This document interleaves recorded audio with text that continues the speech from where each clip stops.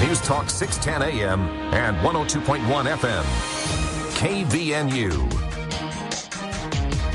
It's now 4:05 as we're counting down the final minutes before we hit the weekend. I'm Will Feelright in the KVNU studios with your local headlines just ahead of KVNU's For the People show.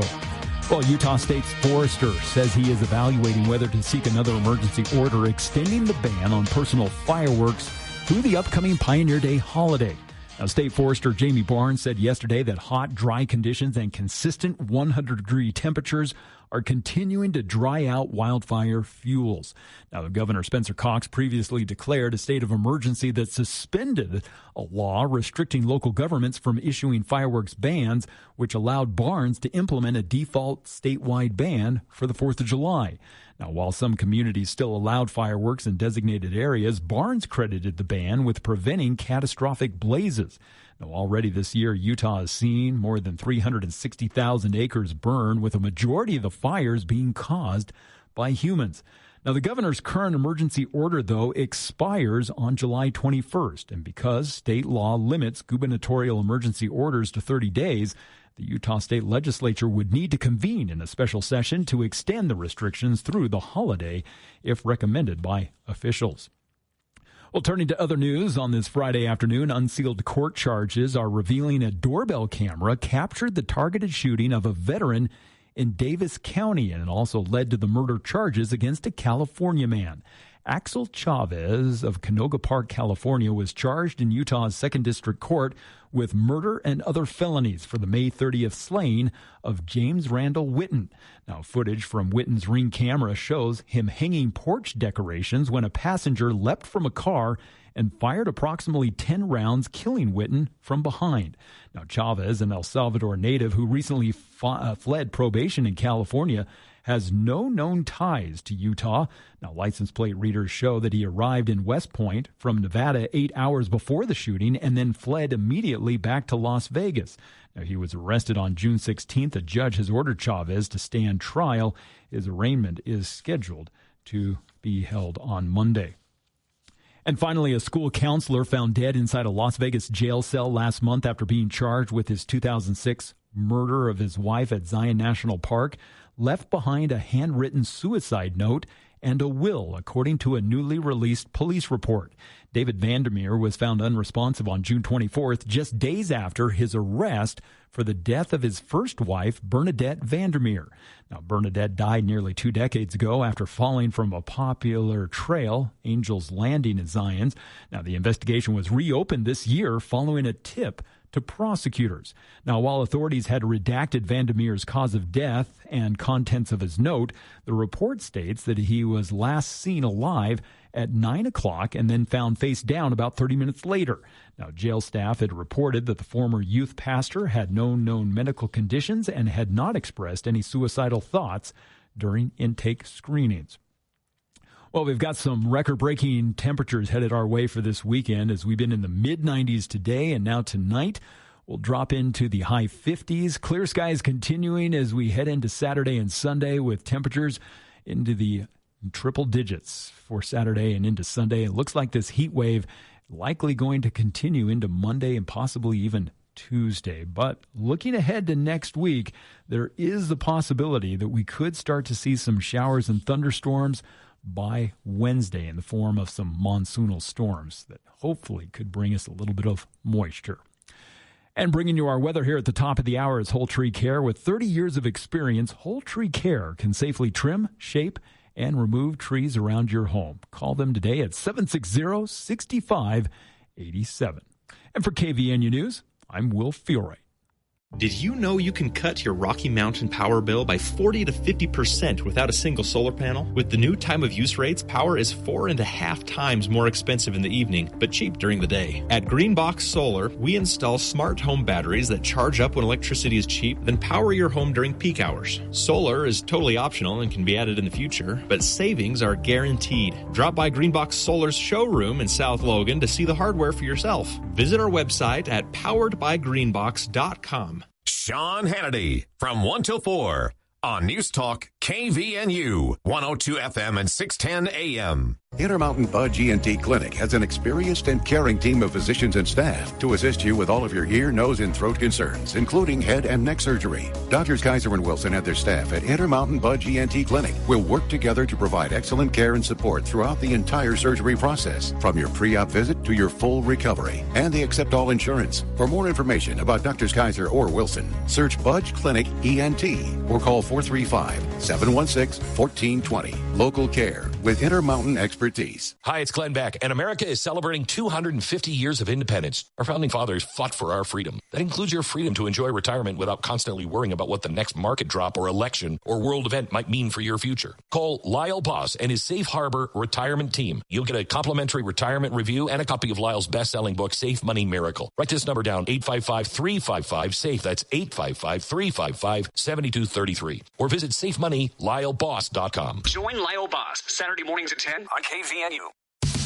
KVNU's For the People with Jason Williams and Bill Walter. And it is Utah known as the fraud capital of the world.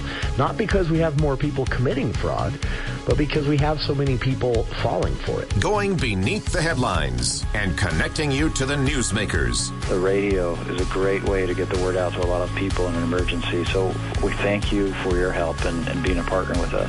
For the People on News Talk KVNU, 610 AM, 102.1 FM, online at 610kvnu.com, and on the KVNU mobile app.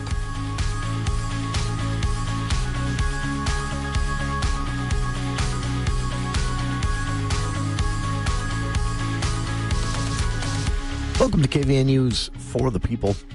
It is Friday, finally, July 10th. I'm Jason Williams. 91, almost 92 degrees here at the Radio Ranch at 4:11 in the afternoon. Appreciate everyone tuning in today.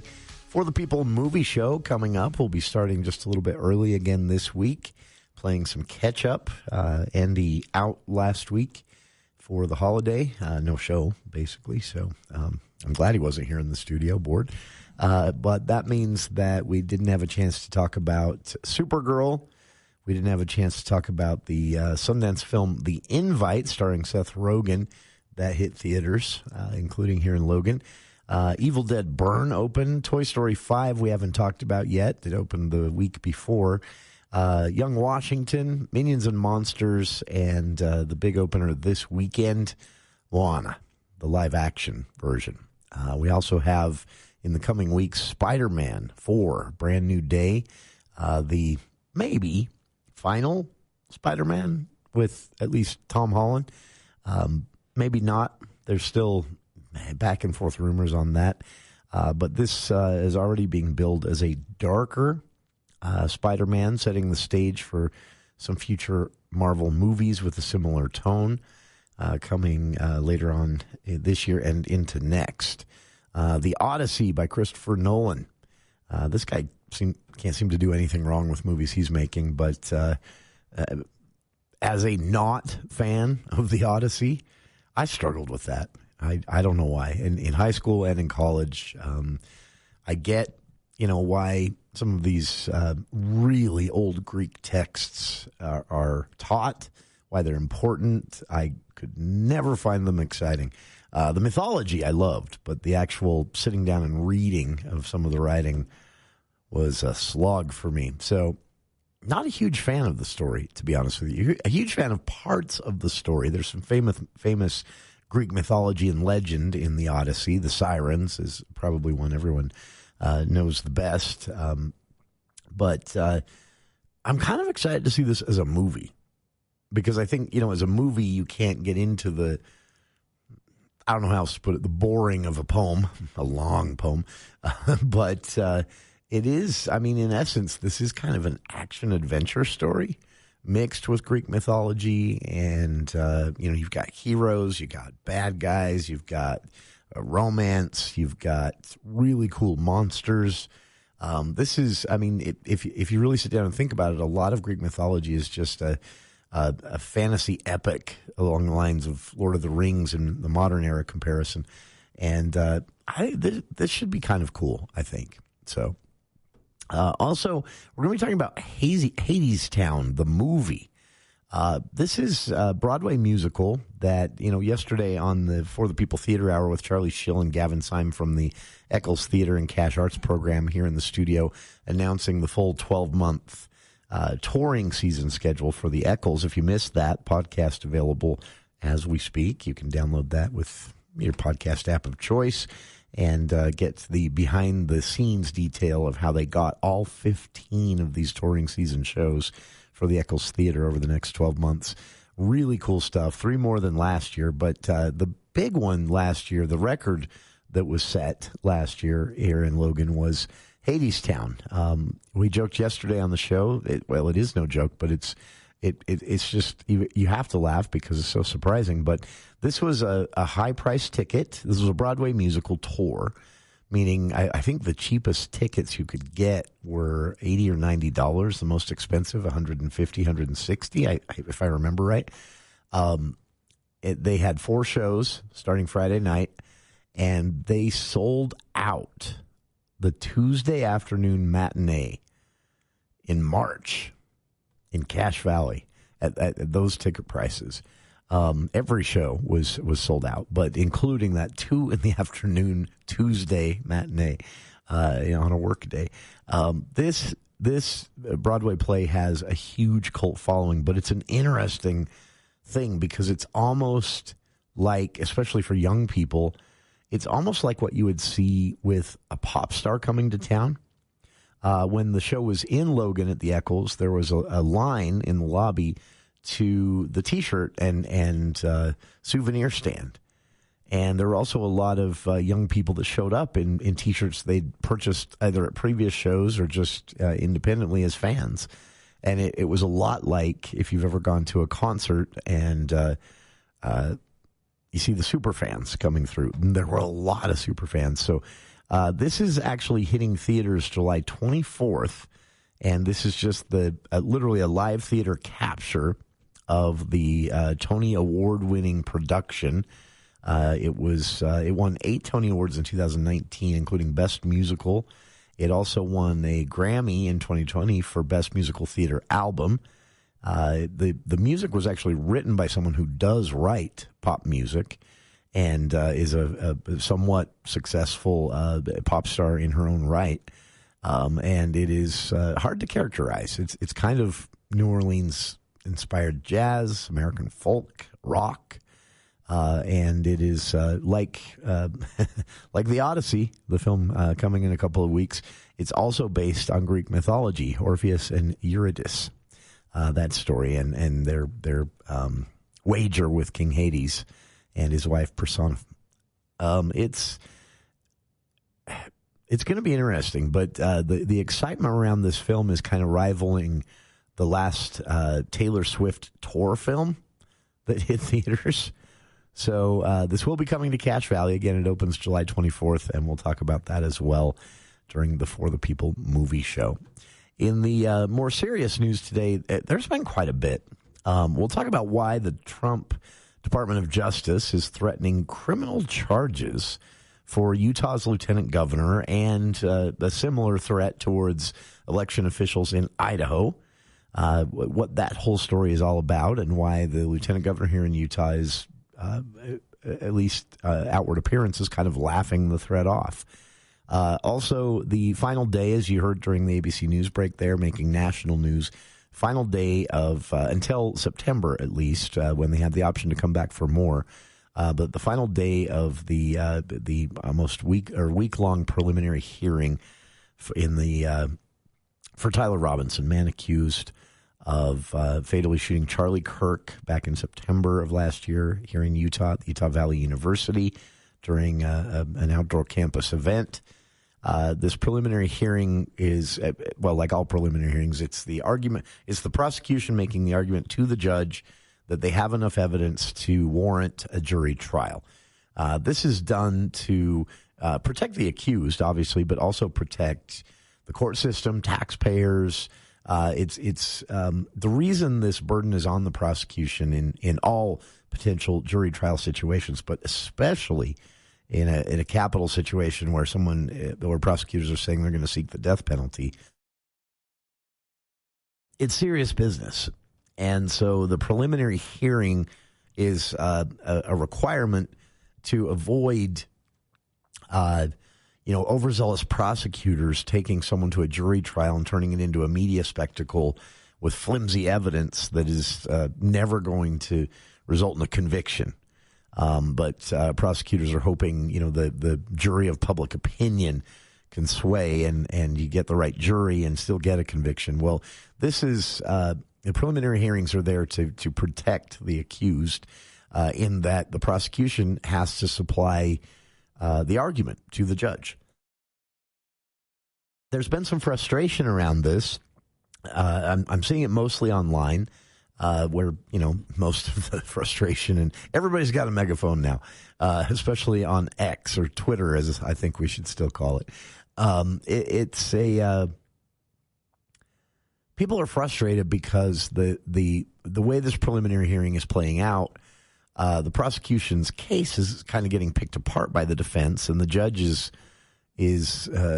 sort of letting it happen sometimes, and people are frustrated. You have to remember, this is the preliminary hearing. The prosecution obviously isn't going to lay out their entire case. This is sort of a Cliff Notes version of the evidence. So they lay out the entire case narrative. They say to the judge and everyone in the courtroom, which included members of Kirk's family, his widow, Erica Kirk, local media, national media, members of the public. A story in the Deseret News the other day of people camping out from midnight, or showing up at the courthouse at midnight in order to be among the 14, 15, 16 members of the public that there is space for inside the courtroom. I don't know why. It worries me when the judicial system becomes infotainment. But as I said earlier this week, I get it because I'm doing the same thing. I'm watching the video. I'm reading the summaries. But people are, again, frustrated, and there's some criticism mounting for the Utah County prosecutors. And I just want to throw that out there. Remember, this is a preliminary hearing. There's no jury. The judge's only duty in this case is to weigh on whether the prosecution has a case strong enough to warrant the expense and time of putting together a jury. And so things are wrapped up today. This is where the frustration is coming from. Things are wrapped up today with the defense doing a pretty good job of picking apart. There were some solid arguments made this week. The prosecution offered, they got in trouble for the judge for this and had to come back the next day with an unedited video. The judge said, no, for the public record, for what the jury's going to see, we need unedited video. They hadn't edited it in any hinky or sneaky way, but they had zoomed in places and drawn red circles around certain individuals in the video to make it very obvious who they were saying, look, this is Tyler Robinson here on campus. This is Tyler Robinson here on the roof. The video is meant to just establish that Tyler Robinson, the accused, was on campus before and after Charlie Kirk's murder. The judge didn't object to the video in content, other than he said, let's not go with this one you've edited for clarity, because it kind of, let's just go with the unedited version. So they had to come back and make that same argument the next day. That's pretty solid evidence headed into a trial like this. I mean, I'm not an expert, but I've watched a lot of documentaries on Netflix. I think where the frustration today is coming in, though, is that everything wrapped up today, at least until September, when they have the option to start all this back up if necessary or if the judge asks for it. The DNA evidence was the big part of the discussion here on the final day, and the defense did a really good job, which is their job, of kind of picking it apart. Because the testimony supplied with, so the prosecution basically set this up by saying, we've got 12 DNA samples from either the gun or things related to the rifle. So I assume they mean like a case or ammunition. They didn't detail that specifically, but they said 12 samples from 12 different places that either are or are included with the evidence set that is the rifle. And that's that's a lot of DNA evidence. But there was an expert brought to the stand named Caitlin Oliver, a DNA analyst from the Bureau of Alcohol, Tobacco, and Firearms and Explosives, who testified today on the final day that she had determined the DNA found on the rifle's stock, grip, scope, and other areas could have been Tyler Robinson's. And she testified in court today there was, quote, evidentiary support that Robinson was a possible contributor to that DNA that was found. But she did testify when pressed by the defense and the judge asking some questions too. She did testify that DNA analysts can never say with absolute certainty that there is a DNA match. And defense attorney Michael Burt pounced on that because, again, that's the defense's job, is to poke as many holes in this as early as possible. In this case, again, not a legal expert, the defense is likely not shooting for acquittal. The defense is likely shooting for a sentence other than death. That's my guess. But their job, again, is to represent their client and to pick as many holes in this as they can. And that was one they really spent a lot of time on today, basically saying that some of the DNA samples, before they were even tested, had degraded. They can degrade very quickly in sunlight. Some of the samples taken showed a mix of multiple people's DNA, which the defense can turn around and say is a contaminated piece of evidence, touched too many times by police officers or others who may have, picked it up. The defense kind of wrapped up their argument before the judge today, basically arguing the DNA evidence shouldn't be admissible when they get to the jury trial portion, by showing that even Robinson's father's DNA was as equally close of a match in the DNA samples that they had, that the prosecution is saying show that Robinson handled the gun that day. So the defense is making the argument that, look, it shows Robinson touched this gun, but so did his dad, so did many other family members. So that was where things wrapped up today. And again, it led to a little, I think, frustration online, especially people feeling like that things kind of landed on a shaky note. I don't know. I would just remind everyone this is a preliminary hearing. This is not the full argument. This is not every single detail of the evidence that the prosecution has. Of course, the defense will see all of that before the trial. That's part of how this works too. But it is not the full argument that the prosecution or the defense will make being presented today. But final note on this: there was an exhibit today, Exhibit 12.1. This was shown to Judge Tony Graff just before noon today, and this was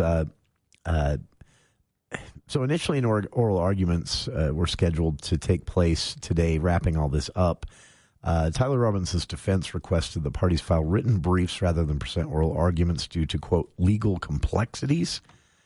And prosecution, of course, opposed the delay.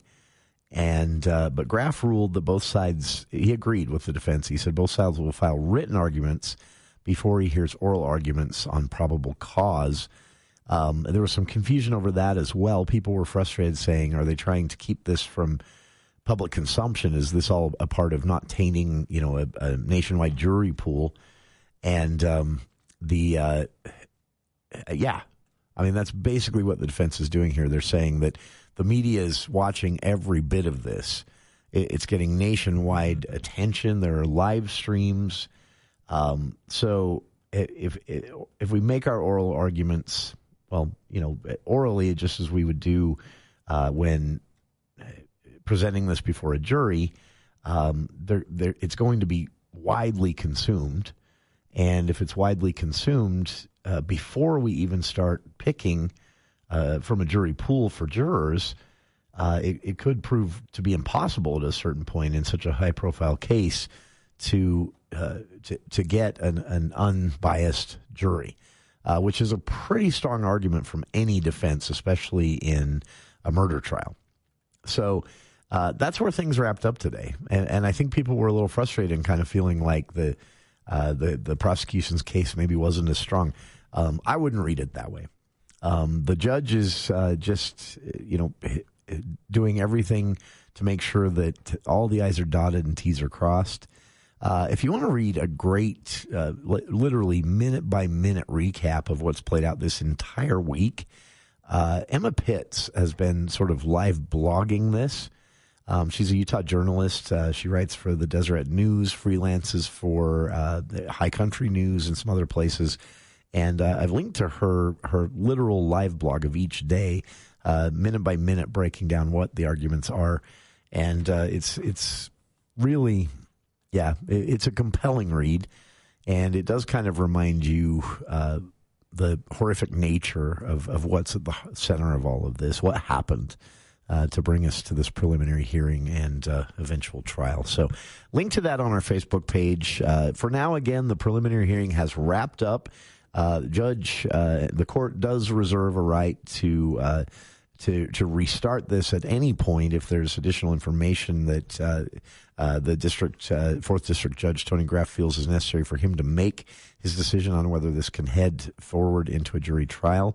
Outside of that, they will be back in court September 1st, where attorneys from both sides, prosecution and defense, will actually make a Cliff Notes version of the argument they will make to the jury from both sides, and Graff will issue a written ruling later, I would assume very quickly after September 1st, at which point the trial date will be set and jury selection will begin. And this is going to take a while, folks.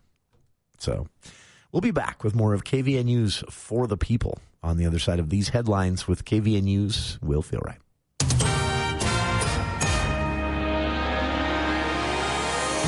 Well, thank you, Jason. A Logan father and daughter have been sentenced to prison and jail, respectively, for sexually assaulting a teenage couple 18 months ago. Billy Wayne Smith was sentenced to 2 to 30 years in state prison after pleading guilty to forcible sodomy and object rape, while his daughter, Autumn Christina Ely, was sentenced to 45 days and 36 months of probation after pleading guilty to unlawful sexual activity with a minor. Now, according to prosecutors, the defendants had provided alcohol to a 15-year-old girl and 16-year-old boy at their Logan apartment before the assaults took place on December 31st of 2024. Now, Smith assaulted the girl in a bathroom while Ely abused the boy. Now, DNA evidence later linked Smith to the crime. Records show that Smith was previously convicted of felony sexual abuse in Kentucky back in 2009. And a pilot was able to escape serious injury Tuesday afternoon after a single-engine crop duster crashed on the runway of the Ogden-Hinckley Airport. Now, emergency crews responded to runway 3 just before 1 o'clock following reports of the incident. Now, according to a preliminary Federal Aviation Administration log, the plane involved was an Air Tractor AT-502. Now, the aircraft's left landing gear allegedly collapsed and then detached during landing, causing the plane to crash. Now, the pilot, who was the sole occupant of the plane, was able to exit the aircraft safely and was evaluated by emergency personnel on the scene. Now, airport operations were temporarily impacted Tuesday afternoon due to the emergency response. The National Transportation Safety Board and the FAA are continuing to investigate the cause of that crash. And finally, a violent fugitive and known gang member who threatened to shoot officers during a high-speed pursuit back in May has been apprehended following a multi-state manhunt, according to police. Now, Curtis Heisler was captured after evading multiple law enforcement agencies. It was back on May 30th that a Utah Highway Patrol trooper had attempted to pull Heisler over along I-15 in Juab County. Now, Heisler fled the scene, initiating a chase that surpassed over 100 miles an hour. Now, during that pursuit, Heisler called 911 and threatened to shoot the pursuing law enforcement. Now, the chase ended when police deployed tire spikes, causing Heisler's vehicle to crash into the center median. However, Heisler then fled on foot, which prompted a temporary shelter-in-place order for nearby residents. Now, authorities from Juab County Sheriff's Office noted that Heisler is an Arizona gang member with a history of fleeing police, including recent reckless endangerment convictions here in Utah. Well, we've had hot temperatures today, and it looks like this weekend's going to be even hotter. as a National Weather Service heat warning is going to go into effect for tomorrow through Monday, as we're expected to see triple-digit temperatures, clear skies. Overnight temperatures going to be right around the high 50s, and it looks like these hot temperatures are going to continue at least through the first half of next week. Could see a possibility of some monsoonal storms coming in, though, by Wednesday night. And weather here at the bottom of the hour is brought to you by Napa Auto Parts. Everything you need to keep your car running through these hot summer days, you'll find at Napa Auto Parts. Whether it's Chemical Guys car wash and detailing kits or air fresheners, seafoam, and more, they have it on sale and in stock at Napa Auto Parts. 5 locations throughout the Cache Valley area from Preston to Providence, all locally owned and operated. It's Napa Auto Parts. And for KVNU News, I'm Will Feelright. ABC News, I'm Chuck Severson. Plattner calls it quits. In a post on X, Graham Plattner, the Democrat, officially withdrawing from Maine's U.S. Senate race. He denied allegations of abuse from several women. Not long after we got word that Iran's foreign minister will visit Oman tomorrow for talks in the Strait of Hormuz and shipping safety, a U.S. official tells ABC News that U.S. and Iranian negotiating teams are expected to meet tomorrow in Oman. ABC's Martha Raddatz. A U.S. official telling ABC that the United States is still committed to finding a resolution so Iran can never possess a nuclear weapon, but there has been no evidence of progress. Seeking what evidence the FBI has about this week's fatal shooting of a Mexican national by a federal immigration officer in Houston. Houston Mayor John Whitmire, police asking the public to share any video of the incident. Wall Street's major indexes closed higher. Oil futures are flat. This is ABC News.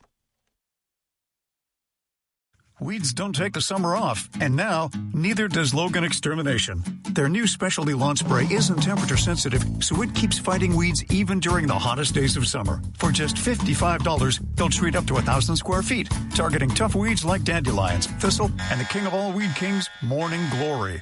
Call Logan Extermination today at 435-752-8450. That's 752-8450. Online at loganextermination.net, a division of Anderson Seed and Garden.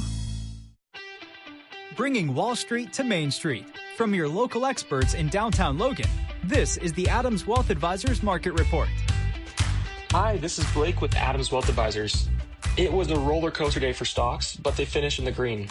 With the exception of the healthcare sector, as SK Hynix's rally following its initial listing in the United States boosted investor sentiment.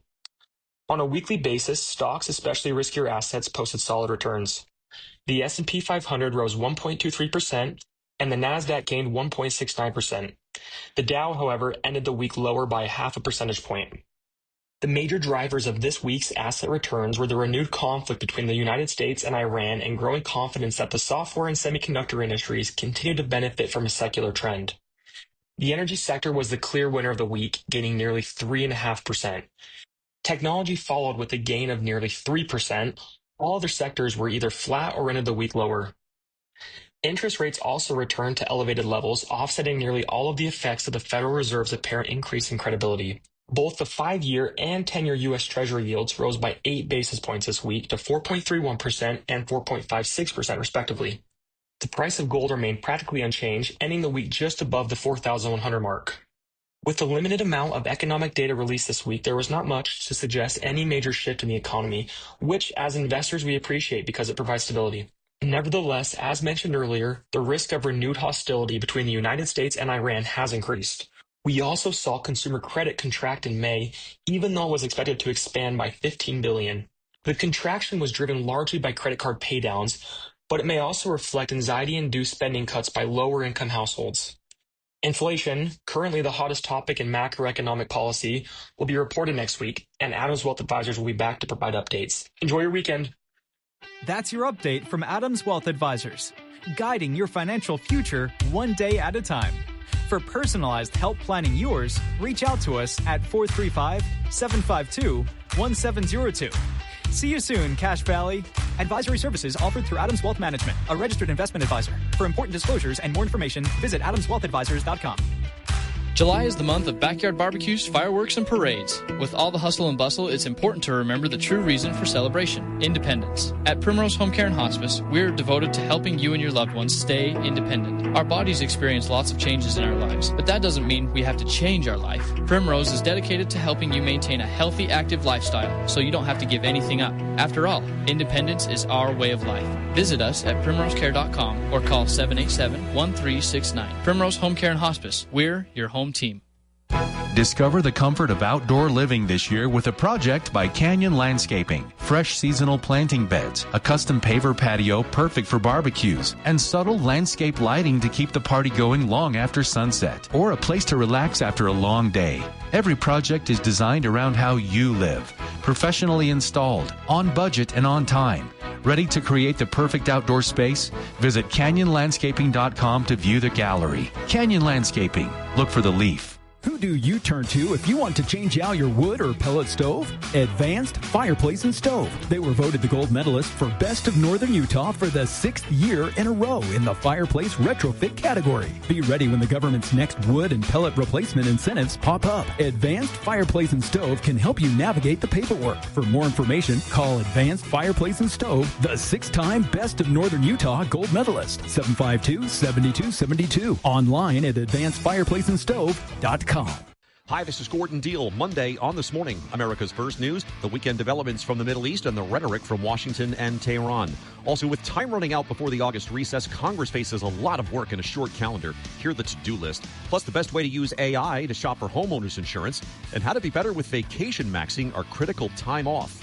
Monday on This Morning, America's First News. Monday morning from 4 to 6 on News Talk KVNU, 610 AM and 102 FM. Your station for news, weather, and sports.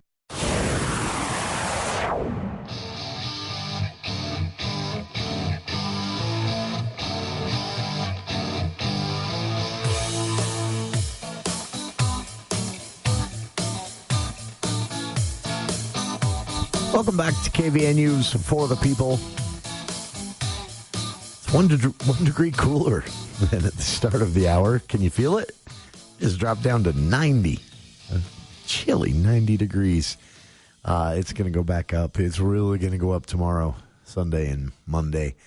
It is triple digits. Yeah, Salt Lake may actually set a record this weekend as well. That's what everyone's kind of keeping an eye on out there. Some important news coming out of Brigham City.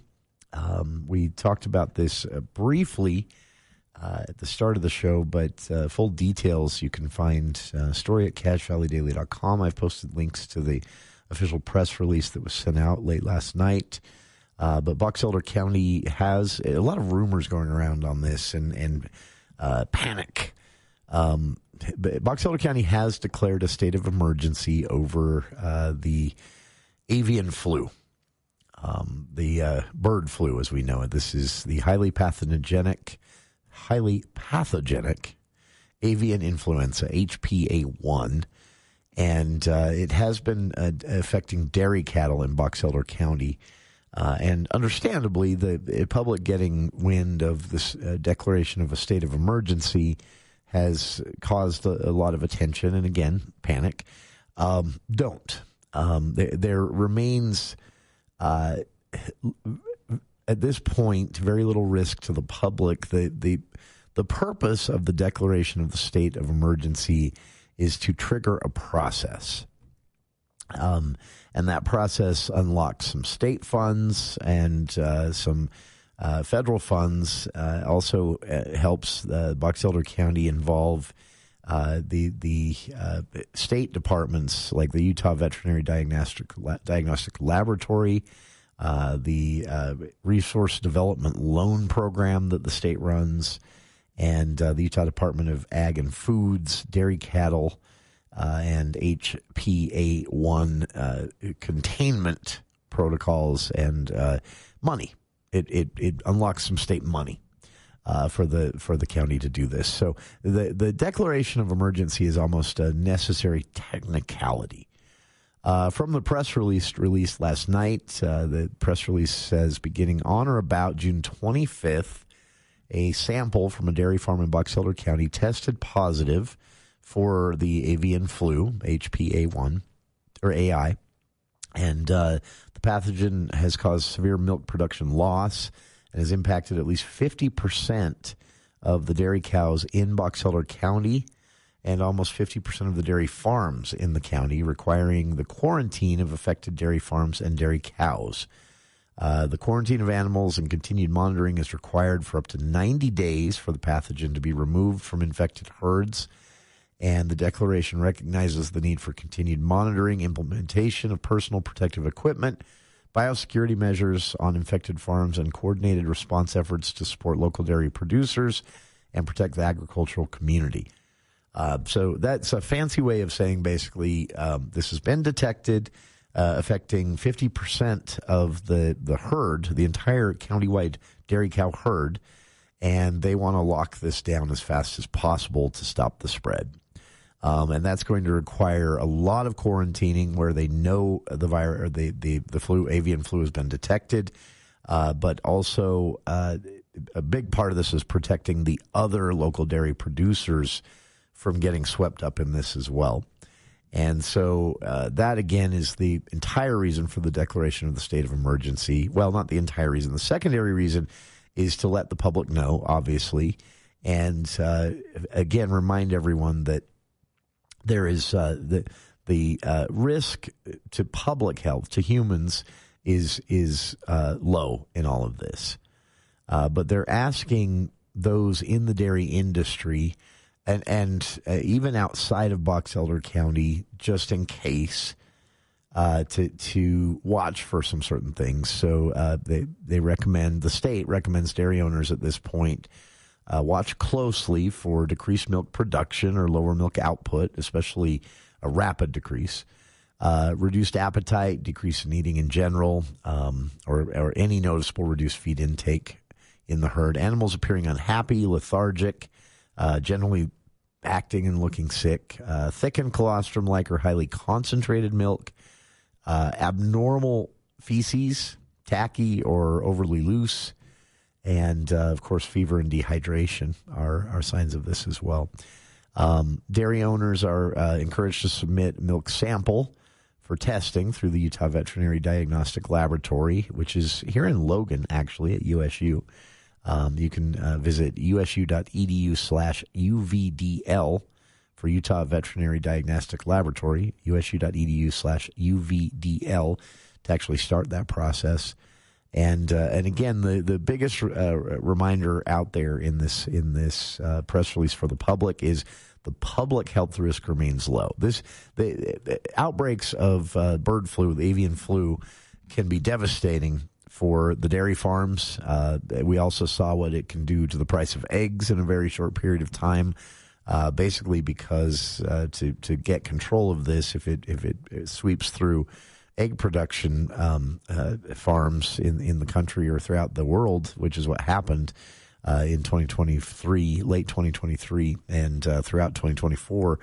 The only way to stop its spread and basically, wipe out the entire production stock of birds is to cull the sick birds, quarantine as fast as possible, and that basically brings egg production to a halt. When you're talking about reducing the population of the egg production birds by 40%, egg prices triple very quickly after that. So there is that concern as well, that this could have huge market effects if this becomes something more than a single dairy in Box Elder County. But again, testing has shown about 50% of dairy cows in Box Elder County have tested positive. So this is pretty serious. But again, local, state, and emergency declaration does not mean that, a local state of emergency declaration does not mean that there is any increased risk to the public health. This is all about quarantining it now before it becomes an even larger issue outside of Box Elder County. And as far as the HPAI virus itself, the avian influenza, the public health risk is generally low. And as far as food goes, pasteurization effectively kills the virus.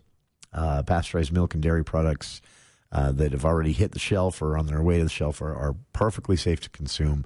And residents should take extra precautions and, in fact, avoid consuming raw, unpasteurized milk at this point because HPAI, the avian influenza, can actually live for several weeks when stored at refrigerator temperatures. So ways you can help protect livestock, stop the spread of this. Again, this is in Box Elder County, but it has shown in the past if it pops up in one area. This can happen for a lot of reasons. There was a story out of Texas the last time we had a big bird flu outbreak. And it was, in the end, it was attributed to a traveling veterinarian who, and this is common practice, but you have these field technicians or field vets that go out and doctor the cows on site at dairies or even sometimes grazing farms, or grazing ranches. But they would, travel from dairy to dairy throughout Texas. And they based on the timing of the detection of the virus in all these dairies in Texas several years ago, they found it was probably likely tied to this one company that had about 50 vet techs out in the field in a certain area, and then they all went to other areas, and it spread very quickly. So they're reminding people, residents in general, no handling of sick or dead wild birds. Little ironic personal story here. I actually did this yesterday, an hour or two before I saw this press release, and I just kind of had to chuckle. But this was so there's a watering trough. It had gotten low, and unfortunately, a cute little starling had fallen in there, or finch. Sorry, a cute little finch had fallen in there, and it was too low to jump out. And so it drowned. I don't think it was bird flu, but I'd handled the dead bird, picking it out of the watering trough, and then came in here, saw the press release, and thought, that's how my week's going. So again, on the serious note, don't handle sick or dead wild birds. Keep a close eye on livestock, and this could be any farmyard animal exhibiting signs of just not feeling great, which is really hard to tell when we hit triple digits. Every animal kind of slows down a bit, right? So over the weekend might be difficult, but and then follow recommended biosecurity practices, and it's pretty much the same as stopping what we all learned during COVID-19. A lot of hand washing, a lot of disinfecting, wiping down equipment, vehicles, anything that came into contact with livestock or livestock droppings, and then follow official sources of information to stay updated on the outbreak. So one final note on this for those out there working or around or owning and operating dairy. In the emergency declaration, Box Elder County is recommending that anyone with livestock limit the amount of visitors. Limit unnecessary visitors. So if it's not a vet coming, for something super important, maybe hold off for the time being, and avoid sharing equipment between different operations or different farms and locations.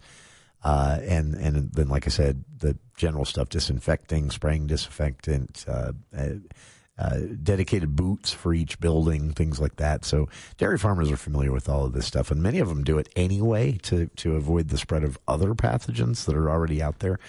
And if an animal does appear sick, whether this is your backyard pet goat or a entire dairy, keep the livestock separated, and then always important, keep the livestock separated from wildlife and other species if possible, because it can spread that way as well. So, all right, some tips there. Again, resources have been made available at boxeldercounty.ut.gov. Just click on the avian influenza tab they have added there.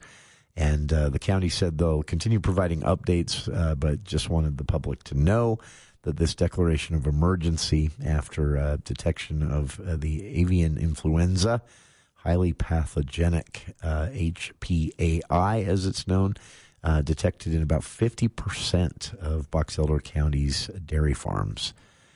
So quarantine and state of emergency in effect there in Box Elder County. And again, they're recommending that anyone with livestock keep a close eye on things heading forward for the next several weeks at least. We'll be back with more of KVN News for the People right after this.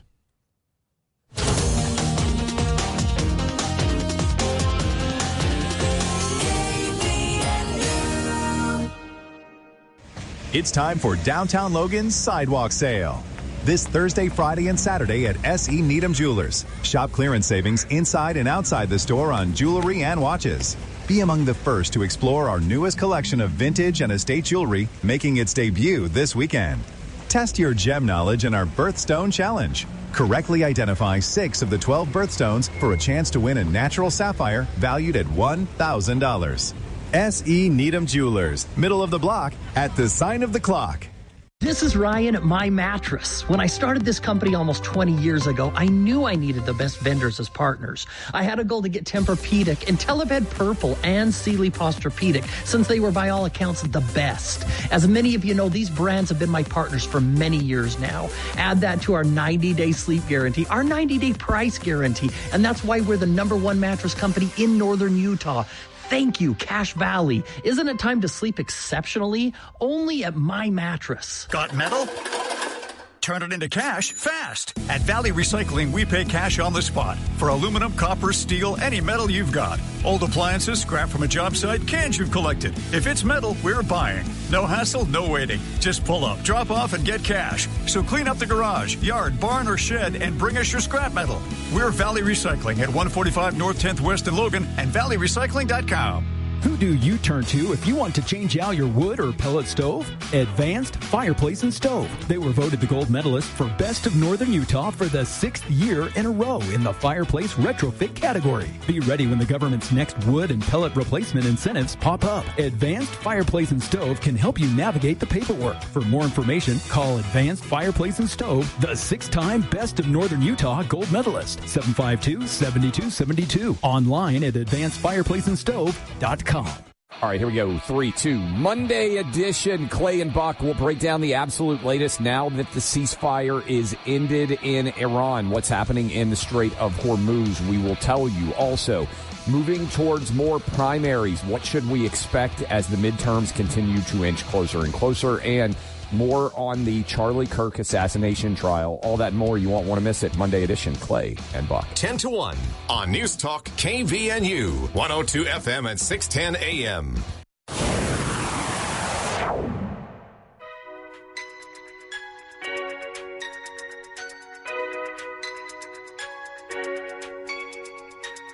Welcome back to KVN News for the People.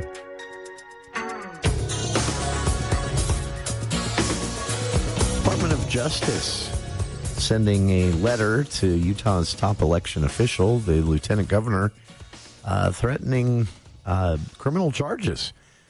Now, to be clear, this letter went out from Trump's Department of Justice head to all 50 states, and Idaho is taking a similar position of Utah's on this one, but the letter is the latest effort from the White House in what's basically a campaign to get election administration information, voter rolls, voter information, voter details from the states. And it's a power that is pretty explicitly granted to the states in the U.S. Constitution. And so the White House has... This has gone to court in 9 states so far, and they've lost all 9 times. The court's ruling that the Constitution is clear that managing elections, managing voter information and voter data is a state responsibility. Saying this is a federalism issue.